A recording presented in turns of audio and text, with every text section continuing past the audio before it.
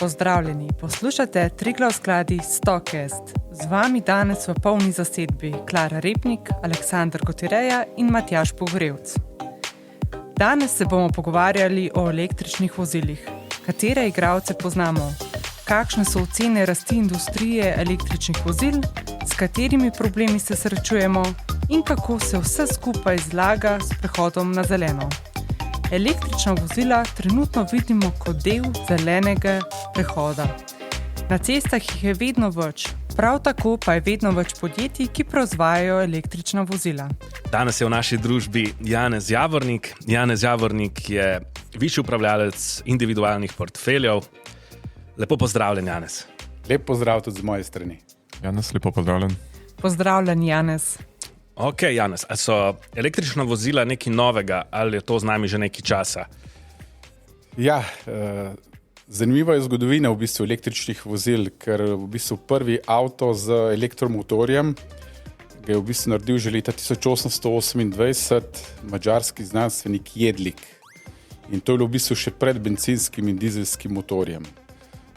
Potem pa v letu 1884 je bil recimo prvi uporaben električen avto z nekoliko daljšim dosegom in konec 19. stoletja je bilo v razvitih državah v bistvu več električnih vozil kot bencinskih. Takrat je bilo v bistvu prepričanje, da so bencinski in dizel motorji preveč glasni in nezanesljivi in posledica je bila, da je bilo več teh električnih vozil. Potem pa sledi 20. stoletje in tukaj je bil potem velik zaton električnih vozil in ponovno, ko je ZDA v bistvu uvedla določene okoljske standarde, to je bilo tam 1995-96 in takrat je v bistvu potem General Motors naredil prvi električen avto z dosegom približno 80 km, s katerim je zadostil določenim okoljskim standardom, ki pa so bili potem nekje 5 let kasneje ukinjeni in potem je to sledil spet nadaljen zaton električnih avtov do seveda ustanovitve Tesle, ki je bilo potem leta 2003 in leto kasneje potem tudi vstop Elona Muska v Teslo. O pojavu električnega vozila so bile razdalje, ki jih lahko prevozimo zelo majhne. Kaj danes drugače? Koliko lahko prevozimo z električnimi vozili? Ja, zdaj v bistvu tukaj pri električnih avtih moramo imeti pač eno ravnovesje med prostorom, ki ga ta baterija zavzema v avtu, seveda samo težo baterij in pa potem posledično seveda tudi zmogljivostmi avta. Zaenkrat so zdaj rekorderji ameriški in nemški proizvajalci, sicer čisto na vrhu ni Tesla ali pa Mercedes ali pa BMW oziroma Volkswagen, ampak je na vrhu presenetljivo zelo neznano podjetje Luciter Motors, kjer je v bistvu doseg že skoraj 900 km z enim polnjenjem baterije. Je pa seveda se zdaj tudi poenotil ta standard merjenja samega dosega, ker v preteklosti je vsak proizvajalec po svoje meril sam pač doseg, kot da so zadeve danes veliko bolj primerljive, kot so bile pa še mogoče desetletje nazaj. Kaj pa polnjenje? Mislim, da za marsikoga je to eno od pomembnih omejitev. Torej, če greš na daljšo pot, kako boš polnil, koliko časa bo to trajalo, so kakšne spremembe, kakšen napredek na področju razvoja? Ja, tukaj je vse odvisno od dveh oziroma pač treh zadev. Eno so polnilne zmožnosti samega avta in pa od same polnilnice. Polnilnica je seveda lahko domača vtičnica, kar bi pri enem povprečnem električnem avtu polnila baterijo več kot 24 ur, pri teh večjih avtomobilih tudi lahko po 2 ali pa 3 dni. Potem druga opcija so seveda te domače polnilnice, ki hitreje napolnijo nek povprečni električni avto. Tukaj govorimo, da se polnijo recimo preko noči, recimo 6 do 8 ur. Potem pa seveda so tukaj tudi hitre polnilnice, ki pa so še relativno redke. Tukaj pa govorimo, da se tak avto lahko napolni recimo v 1 uri ali pa pač v nekaj urah za te avtomobile z večjimi baterijami. So pa šli seveda tukaj Kitajci bistveno bolj naprej, predvsem mogoče tukaj proizvajalec NIO, ki je mogoče predvsem v Pekingu taksisti, ki so šli na električne vozila in namesto polnjenja baterij v bistvu naredijo zamenjavo baterije. Zadeva izgleda na način, da se avto zapelje na določeno platformo, stroj od spodaj dvigne odsluženo oziroma niti izslužena baterija oziroma izpraznjeno baterijo in namesti novo baterijo. To traja nekje 5 minut in potem po 5 minutah, ko je baterija zamenjena z napolnjeno, se iz te platforme avto odpelje in lahko normalno potem vozi naprej. Kaj pa se tebi zdi bolj smiselno, da polniš avto naprimer z napolnilci ali da bi menjavo baterijo? Kaj se ti zdi boljša rešitev?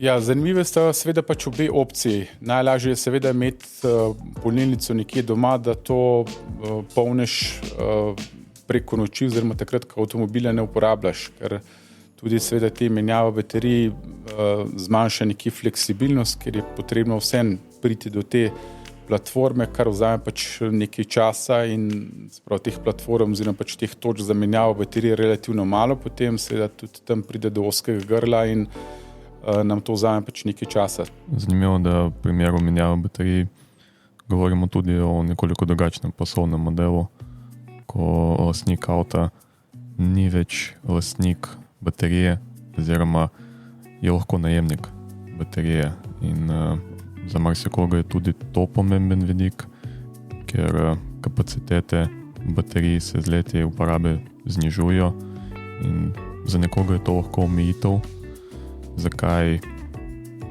ne kupiti električni avtomobil. No in verjetno ta način, da imaš baterijo v najemu, nekoliko znižuje to tveganje oziroma te skrbi. Temu se reče battery as a service, ne? Tako je. Dodatno pa tudi to znižuje ceno samega avtomobila, ker je spet, če govorimo o povprečnem avtu, je cena baterije lahko tudi nekje do 50% celotnega avta. Janez, kateri igralci pa so trenutno najmočnejši v proizvodnji električnih vozil? Pa še vprašanje zate, Aleksander. Kateri so ti igralci na Kitajskem? Mogoče najprej malo statistike. Recimo v prvi polovici leta 2022 se je prodalo približno 3 milijone čistih električnih avtomobilov. Se pravi, to so tisti, ki niso hibridi ali pa priklopni hibridi. Recimo v letu 2021 je bilo skupno prodanih slabih 7 milijonov vseh električnih avtov, tukaj se šteje čisti električni avtomobili in tudi hibridi. To je približno nekje 9%, leto prej recimo samo 3 milijone, kar je bilo nekje 4%. Pričakuje se rast letno preko 40% in v preteklih letih so bili glavni proizvajalci seveda ameriška Tesla, potem pa sledi že v Evropi kar koncern Volkswagen in pa seveda tudi v Ameriki General Motors, Ford, na Japonskem Toyota in pa seveda kitajski proizvajalci, mogoče tukaj omenimo največjega Build Your Dreams in pa tudi ostali manj znani. S pojavom oziroma s razširjeno uporabo električnih avtomobilov se je pojavila možnost, da postane precej bolj konkurenčni in mogoče celo z določenih vidikov so bili pred evropskimi proizvajalci, pred ameriškimi proizvajalci, če pozabimo na Teslo. Še vedno nekako so znali izkoristiti to spremembo v trendih in izboriti relativno močan tržni položaj, vsaj kar se tiče Kitajske, je pa tudi res, da se širi tudi izven Kitajske v Evropo, naprimer. In takih proizvajalcev je kar nekaj na Kitajskem, Build Your Dream, BYD, NIO, tudi Xpeng. In te proizvajalce imajo tudi zanimive druge vidike, ki jih z vidika investiranja je verjetno smiselno omeniti. BYD je močan na področju proizvodnje baterij, NIO ima zanimiv poslovni model, eden del katerega je naprimer tudi menjava baterij, Xpeng pa izstopa z vidika razvoja avtonomne vožnje. Kaj pa ti praviš, Jani? Misliš, da imajo te igralci iz Kitajske možnost povečati svoje tržne deleže? Ja, zdaj trenutno je na Kitajskem že 25% novih registriranih avtov so električni ali hibridi in polovica vseh prodanih električnih avtov na svetu je prodanih na Kitajskem. Prednost Kitajcev pred evropsko pa ameriško konkurenco je predvsem v ponudbi teh manjših avtomobilov. Recimo njihov mini avto, če tako rečemo, to je Wuling Hongguang, stane približno 5000 evrov. In Kitajci recimo imajo s temi znamkami Wuling in pa Chery poceni avte, v Evropi pač tega še ni. Problem Evrope in ZDA je, kot rečeno, ta segment, oziroma pa sami električni avti zaenkrat so še izjemno dragi. Če gledam recimo samo Slovenijo, je poprečna starost slovenskega avtomobila 10 let in več in seveda zamenjati že skoraj da odslužen avto z nizko preostalo vrednostjo z novim električnim avtom, ker je cena 50 000 evrov in več, je seveda zaenkrat še relativno pač utopično pričakovati. Z tega vidika so nas Kitajci tukaj kar pač močno prehiteli. Kakšno pa je stanje pri klasičnih proizvajalcih? Torej si rekel, da nekje so nas Kitajci prehiteli, ampak še vedno Evropa ima izjemno močno avtomobilsko industrijo, tudi Amerika ima, Japonska ima. Kje so zdaj te igralci? Tudi te tradicionalni, če tako rečemo, fosilci so šli v smer pač prehoda na električne vozila, tako da so se in nemški in ameriški proizvajalci spoznali, da nezadržno, da bo potrebna elektrifikacija voznega parka. Tako da, če gledamo recimo Audi, ne bi do leta 2033, se pravi čez 10 let, že prenehal s prodajo avtov na bencinski oziroma pač dizelski pogon. Celoten koncern Volkswagen predvideva že, da bo do leta 2024, se pravi že v prihodnem letu, prehitel Teslo kot vodilni proizvajalec vozil. Tudi sama zaveza Volkswagena, recimo do leta 2040 ne bi bilo že 50% vseh avtov električnih in do leta 2040 pa že 100% vsi avtomobili električni. Ja, podobno pa planira v Ameriki tudi General Motors, ki si je postavil mejo za 100% elektrifikacijo tudi do leta 2035. Kaj pa naprimer luksuzna vozila, ki res rabijo ta sound, motorje na notranje izgorevanje? Oni tudi imajo kakšne načrte, naprimer, da bojo imeli električne avte, pa kako mislijo, da bo to pa izgledalo? Ja, tudi Ferrari ima, recimo, če gledamo italijanska športna vozila, ima v svoji floti že hibride in sicer do leta 2025 ne bi predstavil prvi električni avto, do leta 2030 pa se pričakuje, da bo imel v svoji floti že 40% hibridnih avtov, 40% električnih in samo še 20% ta na fosilna goriva. Ja, razmišljam o tem, kaj je bolj pomembno za kupce športnih avtomobilov, zvok ali pa pospešek. Ker se mi zdi, da električni avtomobili izstopajo z vidika pospeška. Tako da mogoče je to lahko celo bolj pomembno kot zvok. Zvok slišimo in z tega vidika je zvok poleg slike, kako izgleda avto, je zelo pač pomembna komponenta, ker dejstvo je, da razen na dirkališčih težko vozimo po avtocestah 300 in več zaradi pač gostote prometa, tako da še vse ne izgled avtomobile in pa zvok, ki ga proizvaja športen avto, je seveda bistveno bolj pač pomembno. Zdaj bo verjetno tudi opcija, da si malo spremeniš zvok, pa boš imel zvok, kakršnega hočeš imeti, boš imel, ne vem, raketen zvok ali pa mucka kamjavka zvok.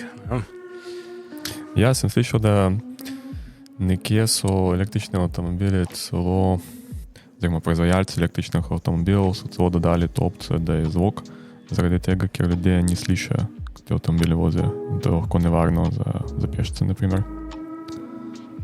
To je velik problem, ja, ker dejansko so ti avtomobili neslišni, kar slišimo je edino trenje gum, če tako rečemo, vse ostalo pa praktično neslišno in tukaj ob večji razmahu teh električnih avtov bo verjetno treba razmisliti tudi v tej komponenti zvoka, predvsem zaradi varnosti pešcev. Prej si omenil, da bo industrija rasla za 40% na leto. Pa me zanima, s kakšnimi problemi se klele zdaj soočamo s tako visoko rastjo pri proizvodnji ali pa mogoče pri vhodnih surovinah? Mogoče, če se najprej dotaknemo proizvodnjo baterij kot recimo tega glavnega sklopa ali pa kot sklopa avta, ki predstavlja skoraj da polovico celotne vrednosti avtomobila. Tukaj glavni problem je seveda litij in pa ostale kovine. Trenutni razvoj baterij gre v smer, kako zmanjšati delež kovin in ostalih elementov v samih baterijah in pa seveda tudi recikliranje baterij, ki pa zaenkrat še ni ekonomsko smiselno, predvsem zaradi dobičkonosnosti. Zdaj, če gledamo en povprečen sklop baterij v električnem vozilu, sestavlja nekje 8 kg litija, 35 kg nikla, 20 kg mangana, 14 kg kobalta. Sama cena litij-ionskih baterij je recimo od leta 1990, ko so bile predstavljene, je močno upadla. Recimo samo od leta 2010 je cena baterij upadla za kar 90%. In če gledamo stroškovno sestavo baterij po posameznih sklopih, se pravi sestavljajo katoda, enoda in pa pač ta ovoj. Ta katodni del baterije, ki določa samo zmogljivost baterije, predstavlja približno 50% celotnega stroška baterije in v ta katodni del baterije sodijo tisti 4 elementi, ki sem jih navedel, se pravi litij, nikel, mangan in kobalt. Kaj mi tudi ni všeč, naprimer, ker si rekel, litij naprimer, je problematičen. Tule sem prebral eno raziskavo, kjer ocenjujejo, da ne bi pač za 1 kg litija porabil od 400 do 2 milijona litrov vode. Problem litija je tudi, da sama ruda ni enakomerno razporejena. Se pravi, večina litija se izkoplje v Čiliju, Avstraliji, Kitajski, Argentini in pa Boliviji. In tudi samo določene podjetja lahko proizvajajo zelo kvaliteten oziroma čist litij, ki je tudi primeren za baterije. Sama kvaliteta rude se niža, saj so ta lažja, kvalitetnejša nahajališča so že izčrpana in posledično je potrebno tudi več energije, več CO2 izpusta, da dobimo isto količino litija kot nekaj let prej. Kot drugo pa že to, kar smo omenili, seveda samo proizvodnja litija je povezana z veliko porabo vode in kot rečeno, večina zalog litija se nahaja ravno na teh območjih, kjer je voda relativno redka dobrina, tako v bistvu za 1 tono litija porabimo preko 2,2 milijona litrov vode. Kar problematična baterija, bi rekel, da kar najbolj problematičen del avta. Mislim pa tudi, da ta tehnologija je odlično pozicionirana, da se jo na hiter zamenja, takrat, ko bo nekaj novega ven prišlo. Sta mogoče kaj opazila, da kdo uporablja že kakšne druge baterije, ne litijeve baterije? Kot rečeno, stroka gre tukaj naprej in osnoven cilj je, da se zamenja pač te 3 kovine. Mogoče še ne toliko litij, ki ga je relativno še vsem lahko dobiti večji problem, ki kot rečeno so tukaj kobalt in pa nikel. Tako da smer gre, oziroma razvoj gre v tej smeri, da bi se v katodnem delu same baterije zamenjali vsaj 2 ali pa pač 3 komponente. Ja, jaz mislim, da bo veliko odvisno ravno od tega, od razvoja tehnologije na področju proizvodnje električnih baterij. Verjetno bo napredek tudi na področju podaljševanja življenjske dobe baterij, tudi na področju ponovne uporabe ključnih komponent oziroma recikliranja električnih baterij. Vem, da to še vedno trenutno ni dovolj dobro razvito, ampak tudi ta del bi se moral močno razvijati. In ja, ko že govorimo o potencialnih omejitvah, mi se moramo tudi zavedati, po mojem, da povpraševanje po baterijah bo raslo tudi zaradi tega, ker se bo naraščal odstotek električne energije iz obnovljivih virov, kjer postajajo baterije, ki znižujejo to nihajnost v dobavi, v dostopnosti električne energije ključni element stabilnosti in bi se znalo popraševanje po močnih baterijah povečati tudi na tem področju, ki mogoče trenutno ni tako razumljivo. Bomo videli. Izgleda, da je kar še veliko za narediti, kar se tiče proizvodnje baterij. Pa me zanima, Janez, a so trenutno še kakšna negativna razhajanja v povezavi z električnimi vozili in zelenim prehodom? Ja, o tem smo že nekaj govorili. Tukaj je seveda eno električno avto, drugo je pa seveda električno avto je treba polniti z elektriko in seveda dokler ne bo pridobivanje elektrike defosilizirano, je vse skupaj mogoče malo pesek v oči. Se pravi, če elektrificiramo mi 50% sedanjega voznega parka, ne spremenimo pa način pridobivanja elektrike, se izpust CO2 zmanjša samo za dobrih 5%, kar je izjemno malo. Če bi pa elektriko za to polovico teh električnih vozil pridobivali na okolju prijazen način, pa bi izpust zmanjšalo za 42%. Se pravi, mi formalno tukaj v teh električnih avtoh seveda nimamo zadaj izpuha na koncu avtomobila, imamo pa seveda ta izpuh, če mogoče malo karikiramo v Šoštanju, v termoelektrarni, se potem pač ta izpuh pokaže. Je pa seveda vseeno učinek v mestih je seveda pač boljši, ker onesnaženje pač tukaj v mestih je manj, je pa seveda ga več na samem izvoru, kjer potem te samo pač elektriko proizvajamo. Sama proizvodnja električnih avtov, predvsem zaradi električne baterije, nam vsaj na začetku proizvodnji vsaj zaenkrat povzroča celo več emisij, kot pa proizvodnja avto na notranje izgorevanje. Tukaj govorimo za 1,3 do 2-krat več emisij, ki pa se seveda, ta razlika se potem neutralizira že v prvih 2-3 letih uporabe na račun seveda električnega pogona, ki se pač uporablja namesto fosilnih goriv. Za samo dejansko zeleni prehod bo pa ključno vsaj v Evropi. Tukaj Kitajska je že kot rečeno bila bistveno pred nami, so pa ključne pač tiste trije vidiki. Se pravi, ena je cenovna dostopnost avtomobilov. Govorili smo že recimo, da slovenski vozni park je v povprečju star 10 let, kar pomeni to dosti nižjo nabavno vrednost pač takega avta. In tukaj bodo morali proizvajalci električnih avtov nam ponuditi seveda tudi cenovno bolj dostopne vozila in seveda z ekonomijo obsega, ko bodo prodali več teh električnih avtov, seveda bodo ponudili tudi nekje cenovno bolj dostopna vozila. Sprav, to je ena. Drugo je seveda fleksibilnost polnjenja. Sprav, polnilnice se pričakuje nekje do leta 2030, da bomo mogli povečati krat 15. Sprav 15-kratno, ker drugače bo zadeva časovno zelo zamudna in tudi zmanjšana nam bodo fleksibilnost. Tretja, tista, kar smo pa že tudi govorili, pa predvsem ta infrastruktura, pri kateri je trenutno množični prehod na električne vozila, bi povzročil verjetno kolaps sistema. Zdaj se pa dogaja te primeri, da če želimo sončno elektrarno postaviti na domačo hišo in jo pač ne moremo postaviti zaradi tega, ker jo ima že recimo sosed.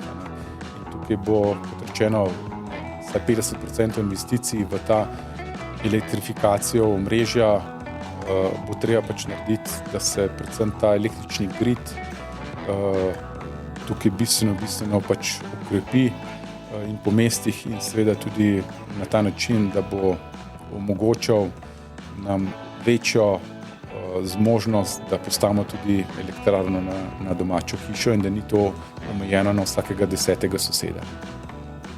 Prej si omenil eno visoko številko, oceno letne rasti te panoge električnih vozil. 40%, to je res visoka številka. Pa me zanima, bi lahko malo zlomili to številko na prav faktorje, pa pogledamo, kje smo zdaj, pa kako je lahko to sploh upravičljivo pa vzdržno, taka visoka rast.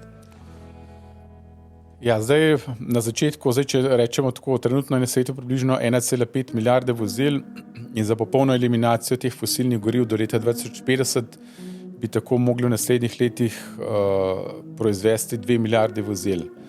Zdaj zaenkrat na svetu vozi približno 20 milijonov električnih avtov in seveda vsaj na začetku, ko še ni številka, da govorimo tukaj o milijardah, je seveda mogoče ta rast vsaj na začetku še pač vzdržna. Potem seveda bo ta rast se bo postopoma začela umirjati.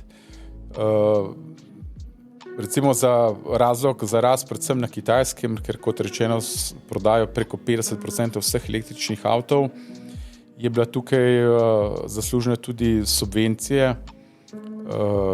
Tukaj je subvencije dala tako država, kot potem tudi še posamezna mesta. In zdaj seveda na Kitajskem so že nekaj začeli razmišljati o tem, da bi subvencije ukinili. Zdaj, če bi se res kaj takega zgodilo, bi to absolutno negativno lahko vplivalo na samo prodajo. Na Kitajskem imajo recimo tudi v določenih mestih, če želiš dobiti registrsko tablico za avto na fosilno gorivo, stane taka registrska tablica preko 10.000 evrov in na ta način spet odvračajo k nakupu tega klasičnega avta na fosilno gorivo. So pa seveda drugi problemi, predvsem so tukaj same pač polnilnice, se pravi samo to omrežje polnilnic in pa seveda tudi dobava pa same električne energije. Recimo v lanskem poletju, ko smo imeli tisto dolgo in vroče poletje, je tudi na Kitajskem so zaradi recimo visokih temperatur je bila poraba elektrike tudi zaradi klime naprav ogromna in tukaj je tako Tesla kot NIO sta mogla zapreti določene polnilnice. Tudi hidroelektrarne so zaradi nizkih pretokov proizvedle bistveno manj energije in v takih primerih se nam potem sam koncept prehoda na električne vozila nekaj v določeni meri zakomplicira oziroma sesuje. Potrebno bo prav tako zgraditi tudi samo omrežje za to masovno polnjenje, ker ponovadi so bile zdaj ti glavni gridi, če tako rečemo, od zgrajene od elektrarn do teh večjih industrijskih porabnikov, tovarn, medtem ko na ta mala omrežja se pa zaenkrat pozabljalo in tukaj se nekje ocenjuje, da bo ključna investicija v infrastrukturo bo ravno v izgradnjo pač tega omrežja in tukaj se pričakuje verjetno nekje 50% vseh investicij bo ravno v širitev pač teh omrežij. Se pravi, da bomo lahko povečali število polnilnih enot in tudi, da bomo imeli možnost, da bo lahko praktično si vsaka hiša čez 20-30 let lahko privoščila domačo polnilnico. Če gledamo mogoče številke, recimo v Evropi v letu 2021 smo prodali približno 17% električnih avtov, gledano na celotno prodajo. Recimo Skandinavci tukaj bistveno nas prehitevajo. Na Norveškem je tako že preko 70% vseh novih prodanih avtomobilov električnih.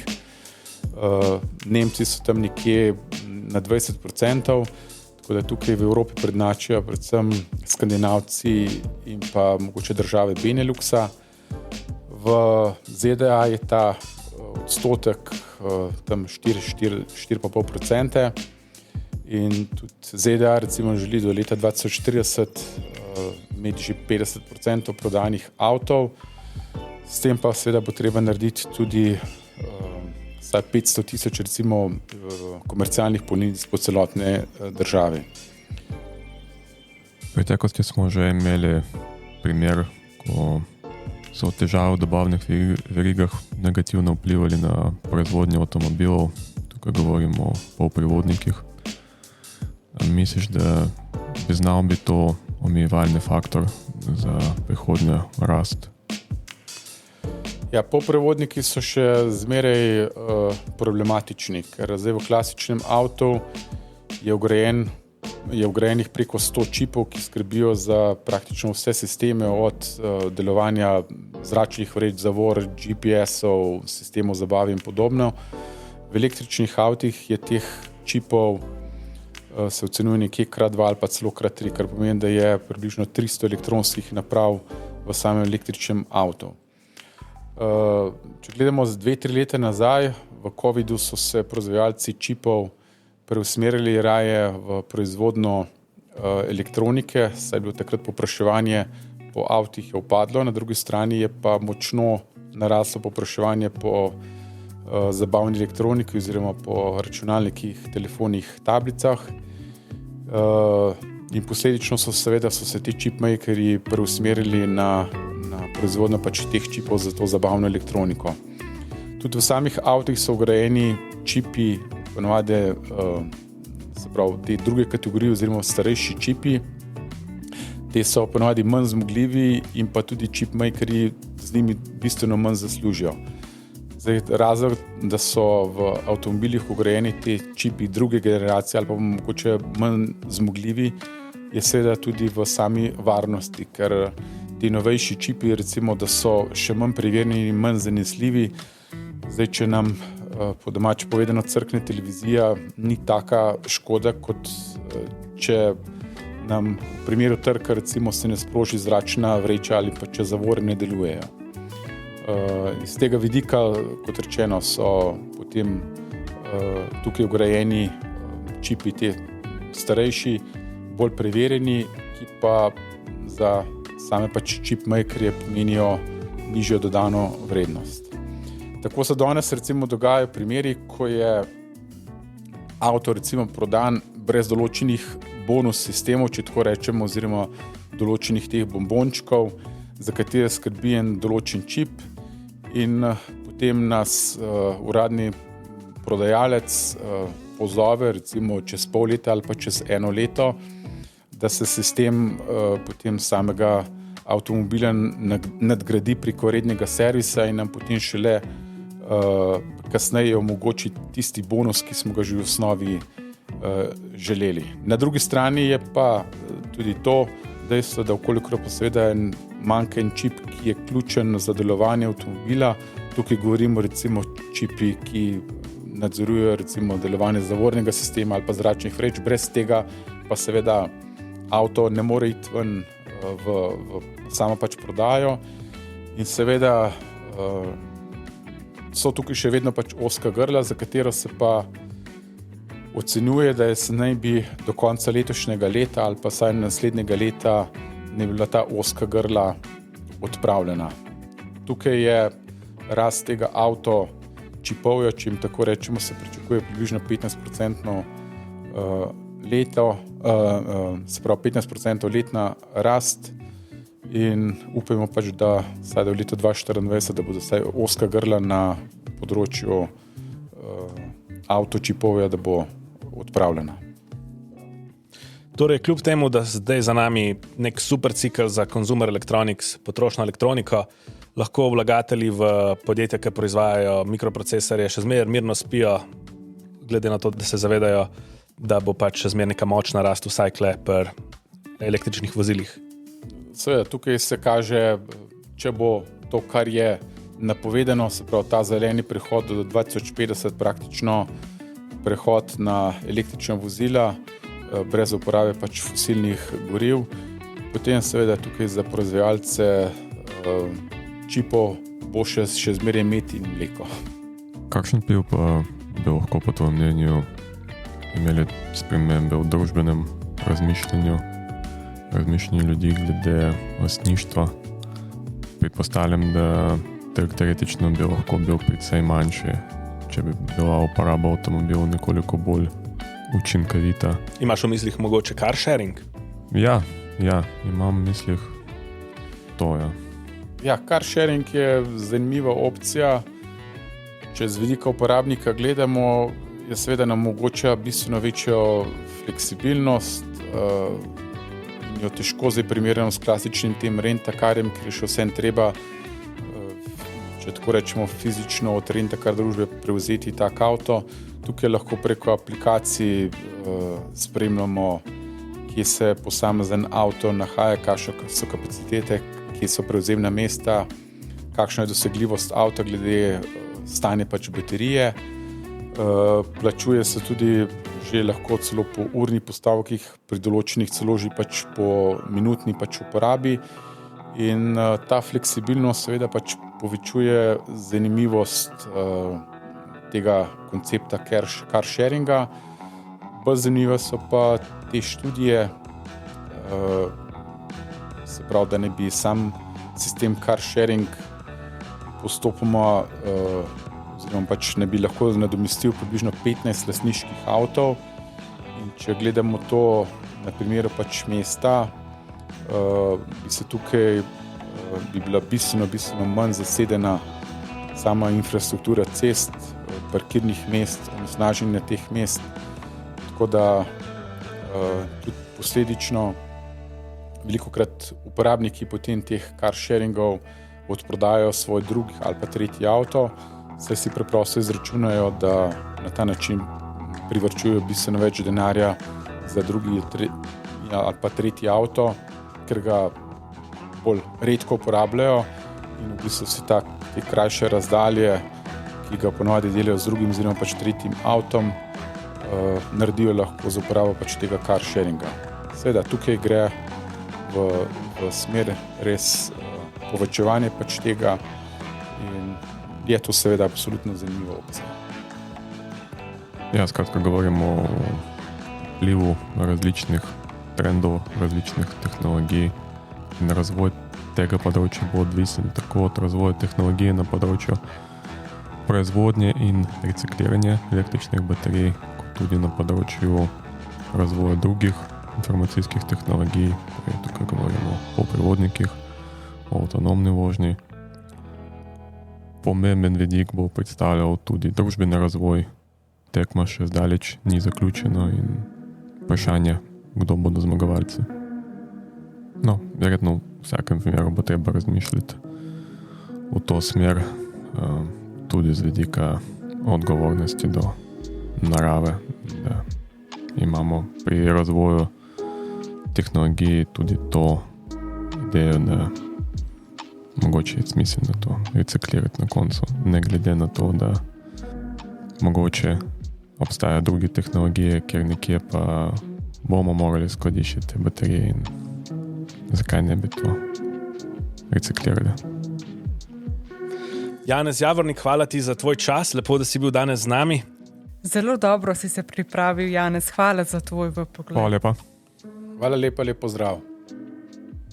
Poslušali ste Triglav skladi Stokes. Podcast, ki ste ga poslušali, je informativne narave in ne predstavlja investicijskega priporočila oziroma investicijskega svetovanja. Je splošne narave in ne more upoštevati posameznih potreb poslušalcev.